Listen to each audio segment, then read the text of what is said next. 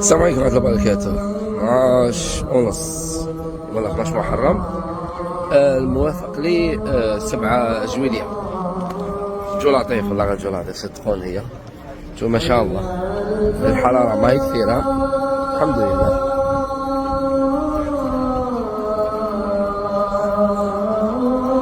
بزاف ناس متخوفة من العمرة في هذه الأيام.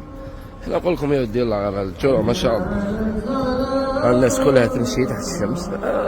ما نقولوش بلي ما كاينش كمال الحرارة، لكن يعني الجو لطيف عادي، يعني كاين سخانة معتبرة نسبيا، يعني تقدر تمشي تحتها، ماهوش كيما راهم يقولوا سخانة سخانة سخانة ما شاء الله. السلام عليكم حاج، واش رايك في الحرارة؟ حرارة كثير حرارة ولا معتدلة شوي؟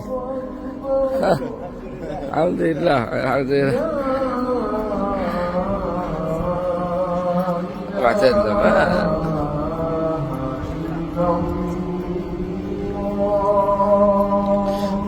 اللهم ربي يبارك. الحاجة اللي مليحة واش هي؟ انه ما كاينش رطوبة، هذه حاجة تساعد اكثر.